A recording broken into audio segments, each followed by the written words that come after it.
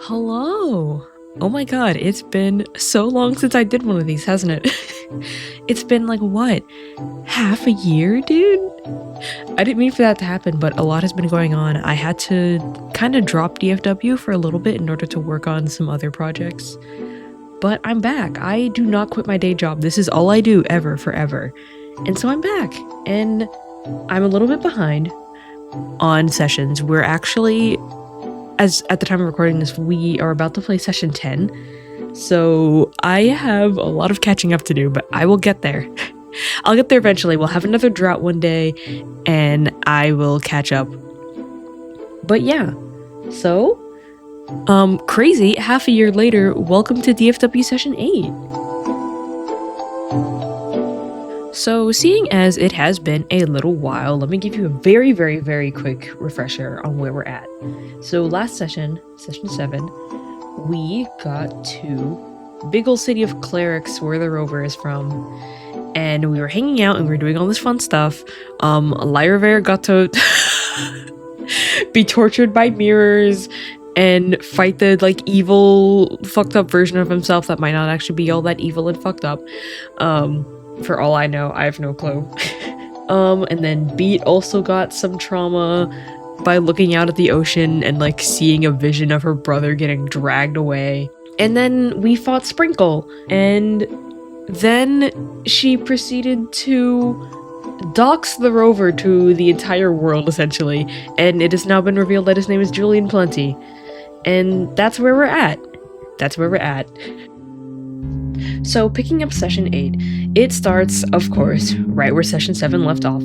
We're kind of cutting back to the stage where the entire rest of the party minus Julian and Fizz are hanging around. Lyra is just kind of walking around, he's checking in on everybody, and he only really gets the most response out of Josephina, who ends up having a conversation with him. Low-key, their conversation is like kind of nothing burger. It's just really cute, and you know, actually building some slight friendships in this party of people who aren't friends. But they all agree that they're gonna clean up and see if they can find a hotel. Josephina kind of figures that Julian and Fizz are at Julian's apartment, so the rest of them just need to find someplace else in order to, you know, bunk out. They end up at this dinky little spot that's just called Rooms, and the inside of this place is as terrible as you can possibly think. Like, think of the worst motel you can imagine, and then duplicate it. And then duplicate it again. So they get inside, and there's this little dwarf boy who's sitting at a desk. He kind of waves the party in and is immediately taken back by just how shitty all of them look. He's like convinced that they're on drugs or something and that they're tweakers. I've never heard this term until this session. But he thinks that they're tweakers. So the party doesn't really want to talk to him because this is like a little boy. Why would they be trying to make transactions with a child? But he is refusing to go and fetch his father, and he demands payment for the rooms first. So the others just kind of start trying to walk past him in order to find the kid's dad, but then he pulls out his dad's gun. And Adriel picks him up and demands that they get taken to the rooms, and then the boy threatens to kill. I don't know if I can say that. He threatens something life altering, maybe life ending upon himself. So Lyra pays the boy off 20 gold and tells Azrael to drop the kid, who ends up sprinting out of the building. They then end up later finding the quote-unquote dad, who just says that the rooms are 1 silver each. So this is not the boy's father. We have no clue who that boy was. So everyone gets into their rooms. Beat is staying with Ela, Lyver is taking the worst room that hasn't been cleaned yet, and his bed falls apart and the legs break. But everyone goes to bed, and they have a awful rest. It's not very good. And in the morning, everyone's low-key just kind of exhausted and grumpy, and unfortunately they do have to go to the Ninja Tyler Blevins party that Julian is forced to go perform at, and they just have to figure that out on their own. So now, cutting over to Julian and Fizz. In the morning, they are sprinting to get to ninjas. They are running late because they were wasting their time being gay. On the way, Fizz breaks off to get coffee for the two of them while Julian continues on ahead to the mansion. He reaches the gate and is greeted by a little lady who brings him in and gives him a rundown of the building. There are 5 floors, the 4th floor and the basement are off limits, rooms are on the 3rd floor, and food is on the 2nd floor. Fizz finally gets there with the drinks and some more stupid things happen, but the lady is appalled by Fizz's popped shirt collar button, and he pulls him into this nearby speakeasy area in order to fix it. But he seems fine with this going on, more or less, so Julian leaves him and goes to chow down because all Julian ever thinks about is food. Julian reaches the 2nd floor and he is greeted by a very familiar smell. It's steak. He follows the smell to a room with a bunch of tables of food. There is also a balcony with white sheets bustling in the wind, and standing on that balcony is an orc. He's relaxed and sipping on some coffee. Julian approaches, and it's none other than Roland, his dear old dad, his father figure. I missed him! Julian, being as ridiculous as he is, casually just leans against the railing and says, "Long time no see, huh?"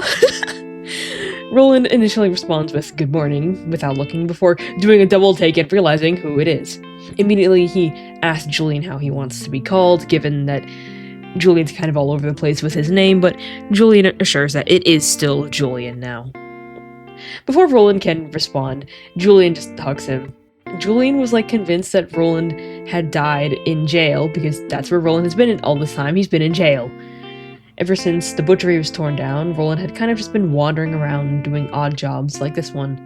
And then he got the clerics and he saw the billboards of Julian. Roland then offers Julian to take some of the leftover steak that he had made too much of, and Julian frickin' goes to town because he has missed that steak so much. Cutting back to the rest of the party, who is heading over to Ninja's. Lyra decides to have a little conversation with Beat about everything that went down yesterday. He brings up how he had also lost a sibling recently, that being Malona, and that Beat saw her last night when Sprinkle summoned, glass figures of people who had died recently, and that's who Beat was, hitting and breaking. Lyra doesn't believe that the glass Malona was the real one since she's gone, so he doesn't seem that upset about what had gone down. Beat talks about how she had mourned losing Novus 3 years ago when he'd left, and she'd also already lost a sister but was too young to remember it. She'd been very close to Novus and hadn't known what it was like to lose someone until he had left home, and being forced to see him and lose him again was incredibly difficult for her. Lyra acknowledges that she doesn't really have the experience to know how to handle it, but he does think that she's doing well for her age. They both kind of just agree that life goes on, and right now it's taking them to Ninja. None of them know who Ninja is. Beat thinks that he might be a real ninja, and Lyra doesn't even know what a ninja is. But the gang finally arrive at Ninja's house, where they hear a loud voice screaming, just swears. To their left is a very pretty human woman with long blonde hair. She's the woman from this billboard that we saw at the very beginning of Clerics. She's yelling at this human guy and demanding that he carry her up the stairs, and he does do it, angrily. But after witnessing all of this whatever, the gang finally gets inside, and this then begins the 10-minute saga of the butler named Devonly Not Me. No, I'm not joking. Desperately trying to take Azriel's coat and kick out Beat's dog, Fitus. Beat keeps hypnotizing him so that Azriel can keep his poncho, and so that Fitus is regarded as a service dog. But basically Devon is just kind of a jerk, and he's really racist towards Beat for being from Urkety, and Lyra, trying to de-escalate the situation, leads Beat off to her room and stops her from shooting Devon. Ela kind of soothes Beat's worries about people from Urkety being quote-unquote weird, as Devon had put it, and Beat promises to remain cordial for Lyra's sake, who is typically the one paying for and fixing all of the Red siblings' problems. Now we're going to focus on Azriel specifically. He goes up to the 2nd floor as well, but he is more focused on the singing coming from a fireplace, which is also on this floor. This whole building confuses me. I still don't understand how this building works. But he gets up to the 2nd floor, and the singing is coming from none other than Abigail, who is sitting in front of the fireplace on this couch. As Azriel opens the door to her, she stands up and turns to wave instinctually before realizing that it is Azriel. She then sits back down and returns to reading a book which had been in her hands. Azriel sits beside her on the couch, and she says, "No, just don't," to him, exclaiming that Azriel said that he would be there at her concert, but he wasn't. So Azriel's just kind of doing, like, a really terrible job explaining what had actually gone down, you know, with the game essentially being kidnapped by Sprinkle and forced to take part in these games, but when he brings up the fact that there was a game, this kind of makes Abigail think that Azriel just skipped out for a game, and she slaps him. So it's pretty safe to say that Abigail does not believe Azriel's story at all, and just kind of thinks that he's making up excuses. She tells him that she's done, and that Azriel clearly does not care about her. She yells at him to shut up as he keeps trying to explain himself, and then tells Azriel that he had to be there no matter what happened. She stands up suddenly and walks out of the room. As she's leaving, she says, "I loved you. I really did." Azriel tells her that he still loves her, but Abigail is done. She says sometimes love isn't enough, and that she can't keep doing this before closing the door. Azriel runs after her, but she's already gone. And this is the weirdest fucking detail, but he sees 2 white cannulas in a vase, one of which loses a petal that slowly falls. Now, we get to focus on Beat. She has been spending basically all of this time trying to escape to the basement, and Lyra had to go on like this awfully comedic, like cartoonish style chase in an attempt to stop her and all of her pets from going down into the basement. But she ends up wild shaping into a rabbit in order to escape, and she and her stupid fucking pets, Chikawa and Fidus, are helping her. It's just a whole mess, but she makes it downstairs as Lyra's chase is interrupted by Devin, who thinks that Lyra got high before the party, which is dedicated to getting high, I guess. Lyra eventually forces his way down. The floor down here is a chessboard chiseled into the ground with nothing on top of it, and Lyra sees a tall door in front of him. It's wooden with a glass window and no doorknob. The wooden parts have engravings of a bunch of people that Lyra has met and some that he hasn't. Now, I'm hoping I'm getting this right because I was really confused during this door section, but I should be correct here. Maybe. On the right is Ela, the fucking... I don't even remember if I talked about this during the session, but there was this slime guy from Askangura who's supposed to be following us, but we like kind of ditched him immediately. There's also this little girl and a boy, and a black crow with a cowboy hat. On the left side of this door, like, frame is himself, Lyra, Azriel, Novus, Julian, and Josephina. Beat finally reveals herself, and Chikawa starts scratching at the bottom of the door, which has a little engraving of Beat in the same pose as Novus. It kind of looks like she's falling, I guess. The part that has Novus is already partially cut out of the door, with the cut starting at Novus's neck. Ow! Beat finishes cutting him out and puts her piece in his place, which actually happens to fit perfectly. As this is happening, the clicking of high heels sound throughout the basement. It is Miss Pacifique, the drag queen that the party has been kind of seeing around Fenestra, being like advertised and such. She's wearing this sparkly purple dress and has tall, curly black hair. She is very shocked that anyone is down here at all, and introduces herself, but she is weirdly flustered and kind of suspicious when Lyra questions her and her intentions for being down here in the basement. Apparently she was interested in the noise that she heard, and for some reason Devin just let her go past her. Lyra asks, are you here for Ninja? And she just says, you could say that. Lyra keeps kind of pushing her, and she eventually says that she and Ninja go way back, whatever that means. Miss Pacifique tries to dismiss herself despite Lyra, like, continually questioning her, and she begins backing up the stairs. As she's leaving, Lyra notices how sloppily done her entire outfit is. Her wig is put on poorly, and her necklace has the initials TB on it. It is backwards. Lyra looks back at Beat, who tells him to go after Miss Pacifique as she runs away. Cutting back to Julian, because if I'm not mistaken, Session 8 took place over actually 2 different play sessions, and all of that other stuff was me not getting to play the game at all. But we're back to Julian, and he has been going down on some steak. That's an awful way to phrase it, oh my god. But he suddenly gets the idea to go and get Fizz, so that he can introduce him to Roland. So Julian goes downstairs and he finds Fizz, who has been forced into this ugly ass suit with like a ninja blue bow tie that's basically like choking him. So Julian takes the tie away and also undoes Fizz's top button before taking him upstairs. Roland is standing at the door now, writing on a piece of paper on a table. He's writing a little sign-up sheet, essentially, because I guess you have to, like, sign up in order to go into the food room. I don't know how this whole thing works. I thought we're having dinner. What's going on? But after Julian introduces Fizz as his boyfriend, Roland just goes, oh, over and over again. He gets up and walks over to Fizz and looks him in the eyes and says, "Your name is Fizz?" And Fizz just nods frantically, and Roland tells him not to do anything funny and to treat Julian well.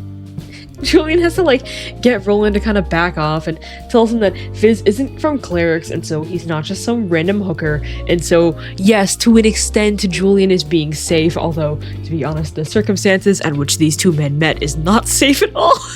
But as this is going on, Abigail runs past the two of them, with Azriel trailing close behind. Azriel gets stopped and explains about what's going on to Julian and Fizz, and they encourage him to go after Abigail and explain himself properly and not like a fool. Azriel comes up on a hallway with a door that is slightly ajar, which he knocks on. Inside is an observatory with maps and a telescope poking out to the night sky. The roof is glass with star decorations all around the walls. At the end of the room is Abigail, who is crying. Azriel walks up to her and says that he's sorry for everything and that he wishes that he had been there. Abigail immediately tells him to shut up again, then runs up to him, pulls Azriel's mask down, and holds his face. She says, "I missed you so much," and then they kiss or something. I'm gonna be so dead ass. I don't fuck with Abigail. She's weird and she keeps flip-flopping, but whatever. Azriel tells her that he loves her, and then the moment is kind of shifted when Abigail says that she quit her band in order to join the party and go on their adventure, which I'm sure she'll definitely stay with, given how, she loves to make decisions and stick with them, as we've noticed just in this one session where she changed her mind. Azriel happily welcomes her to the party, and the two of them leave, like, hand in hand, skipping out together, whatever. Let's go, lesbians. Going back to Beat, who is still sitting in front of the door, holding the Novus cutout close to her chest. The door begins, like, emanating a blue light. The light pulses a few times before becoming harsher with every pulse, and it kind of pushes Beat back with how forceful it is. The checkerboard on the ground starts illuminating the same blue, with certain squares lighting up over and over again. It sort of seems to be playing a game with itself, and it's the same game over and over again, always ending the same way. The queen topples the enemy king, then turns around and topples over its own king, which I don't know how that works, but we love lore. This game just keeps happening faster and faster, and the only move that Beat can catch now is that the white knight moves first every single time. The board flashes one more time until it abruptly stops. Beat attempts to cut her own piece out of the door again and gets shot. She keeps going and it only hurts more. Beat's piece is in the door, seems to have like fully melded itself into it, like it had always been meant to be there.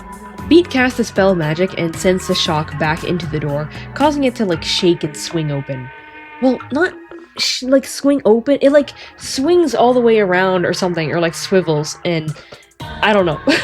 Inside of it is a bright white light that Beat can't see through, and the door very quickly, completely like defying the laws of physics as I said, swings all the way around until it is closed again. But now Beat is able to see the back of the door. On the left side now, replacing the players, is Pax, Novus and Beat's dead sister, I believe. Where Lyver was is Walona, Azriel has Abigail, Julian has someone who looks very much like him but is not him, and on the other side are 5 more NPCs, that being Roland, Sprinkle, Sora, who we met in Ettenheim, the girl who cut off Josephina's arm in, I think it was session 5, and Josephina, yet again, but with hair covering her face. Beat then grabs Chikawa and the carving of Novus and runs back upstairs, because holy freaky! Now we'll go to Lyver, who has in fact been tracking down Miss Pacifique. He follows her upstairs, but when he reaches the top, only Ela and Fidus are there. Lyver asks if Ela had seen a woman run past her, but she says that she hadn't.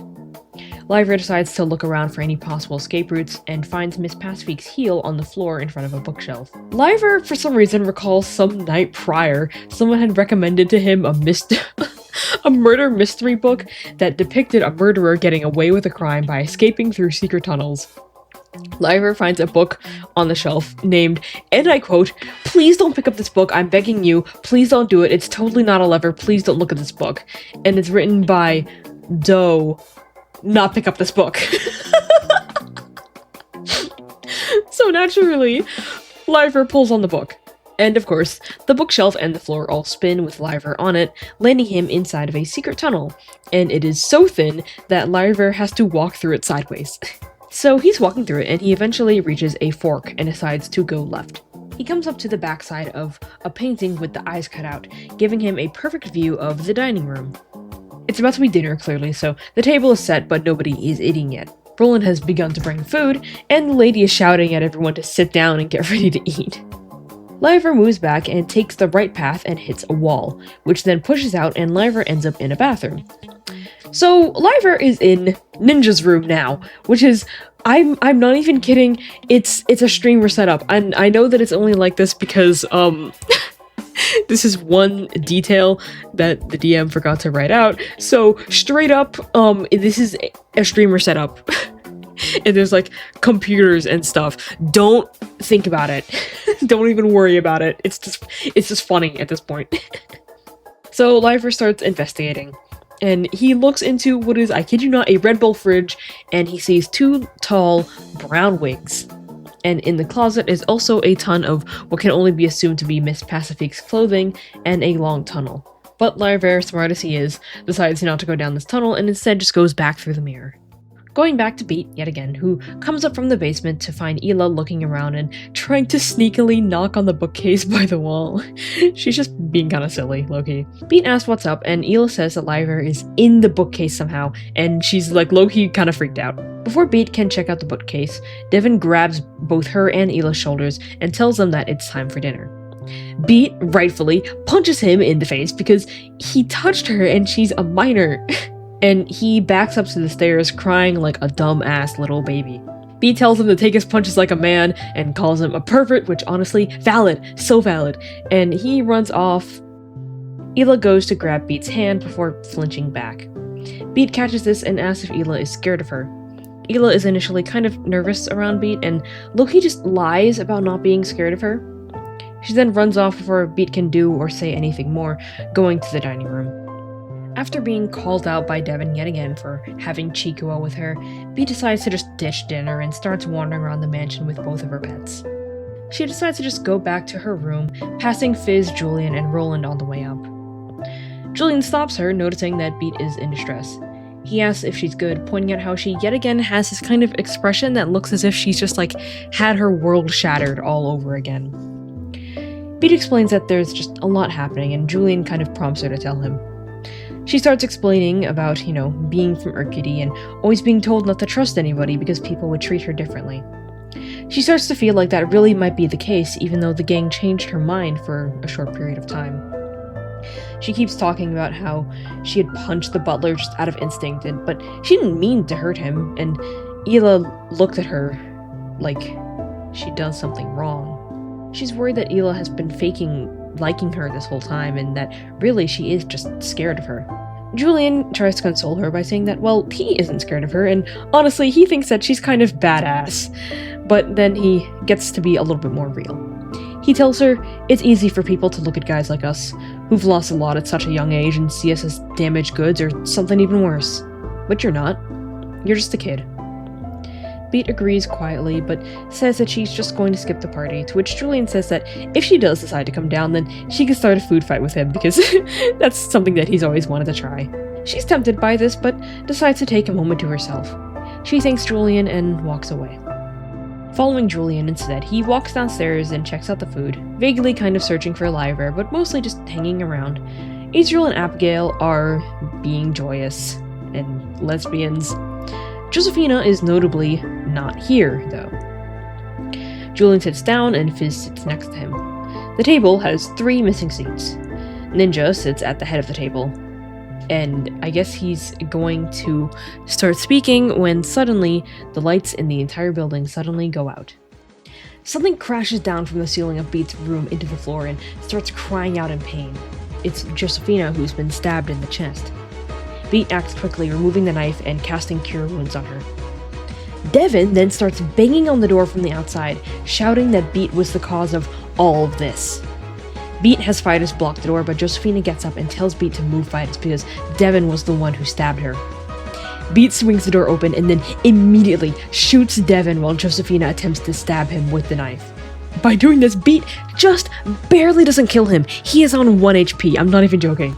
And while coughing up blood, Devin says it's her before falling to the ground. Beat looks back at Josephina, noticing that there's dried blood on the handle of the knife, the blade wet with Josephina's blood. Josephina's expression is like crazed now. Her clothing is covered in blood, and Beat steps back, freaked out and honestly a little suspicious. Josephina immediately tells Beat not to look at her like that, and that she had to, and that she needs help. She starts explaining that Devin came at her, but she passes out at Beat's feet. Beat, not really knowing what to do and only reaching out to the only person she can think of at the moment, sends a message to Julian, begging for help as soon as possible. Julian hears the message and just barely has like the mental bandwidth to respond to Beat, because a fire has broken out on the dining table. Ninja is still at the head, limp in his chair now. Suddenly there's a loud crash as Lyra falls from the ceiling right onto the fire. And he's trying to get the fire off of him, but doing a bad job. And Julian sees this, and this has turned into an awful running joke. He casts Water Bullet on Lyra, dealing 19 damage. And when Lyra finally gets back up, he is right next to Ninja's corpse. His throat has this very clean hole straight through it with no blood coming through. Azriel and Abigail try to open the door, but it won't budge. The two of them then get swarmed and trampled by everyone else who's trying desperately to get out. Azriel uses his shield to push people off, but he falls right to the ground and uses his shield to protect Abigail while letting himself get trampled. And then, yet again, Azriel and his catapults, he casts that and essentially kills everyone who was trampling them, sending one woman onto the chandelier and a guy onto the burning table. Julian is finally able to respond to Beat's message properly and says that he'll get there as quickly as he can. He then tells Lyra that they need to get upstairs as soon as possible if he ever cared about Beat at all. So Julian and Lyra run out of the room in order to get Beat, ignoring all of the chaos that's going on, because honestly, fuck that. Once they get up, they immediately see Beat holding her gun with Josephina passed out and Devin kind of almost dead. Opting to explain all of this later, and Ela now having joined them, Julian water bullets the stairs to get rid of the flame, but ends up putting a hole through the floor, which leads to the basement. But they hop over and they get downstairs, where they see Azriel by the door with Abigail, both of them still on the floor. Not seeing Fizz there, Beat tries sending a message to him urging him to get out, since everyone's together, and Fizz responds saying that he is stuck under the table. The fire is blocking the party from getting to him, and so Lyra grabs Julian's wrist and heads back through the bookcase. Beat leaves Josephina and Azriel and the animals before starting to follow Lyra and Julian. Behind these three is a giant crashing sound, and Azriel and Abigail see the chandelier and the ceiling with it crash into the basement, now leaving a even bigger hole to the basement. So Josephina is slipping down, and so is Abigail. Because Abigail is also unconscious. I don't know why that's not in the notes. Yeah, Abigail's also unconscious. So, of course, Azriel being Azriel, he chooses to save Abigail from falling because he does not really give a shit about Josephina. Also, not quite sure when exactly this happened, but at some point during all of this chaos going on, Ela did also fall down into the basement as well. Josephina ends up sliding down and hits the floor of the basement, with only the fire illuminating where she fell. The gang of the tunnel get into the dining room through the tunnels and see both Roland and Fizz trapped underneath the burning table. Julian in the front immediately goes for Fizz since he is the closest, with Roland forced to go back under as the fire spreads. Josephina, oh my god. Beat squeezes past to help but trips and fractures her ankle. Roland reaches under and pulls her underneath the table, but Beat casts resistance on him and pulls her hand away. Roland just ends up grabbing her and pulls her under anyway, though. But this is when Beat remembers that she has Sleet Storm and can thus douse the flame, so the fire is gone. Hooray. So, now that all of that has more or less died down, everyone gathers back together and goes to the basement. The woman on the chandelier is, dead and impaled. Abigail has been kind of messed up, She somehow has the same awful mouth scarring that Azrael has, and her leg is also twisted. But Liver heals her, so she's more or less okay. Josephina is unconscious but not too hurt from the fall, and Ela, on the other hand, got like head crucified by the chandelier when she fell. She's dead-ish. Liver goes to her and gets her off of like the spike or candelabra that she got impaled by. Her body is twitching and her heart still beats. Liver puts his hand on the wound and heals her. She is okay, but unconscious. Beat runs up and basically hugs her to continue healing her other wounds. She's crying and apologizing, feeling guilty for having fought with her before what could have been her death. Also, the guy who had been thrown onto the table earlier has appeared and grabs onto Beat's ankle. He's like melted and messed up, and yeah, it's awful. And to end the session, essentially, Beat casts a cantrip just to kill him and put him out of his misery. So, of course, as stated, that is where session 8 has ended. Don't let that cute little thumbnail fool you. This session was messed up, but it was also kind of all over the place. Hopefully soon, I will be back with session 9. I need to do the art. Oh my god, I'm so behind, and we're playing session 10! And hopefully in the future, I will also talk about why I have not been doing DFW for the past half year. So yeah, look out for fun stuff. Fun stuff.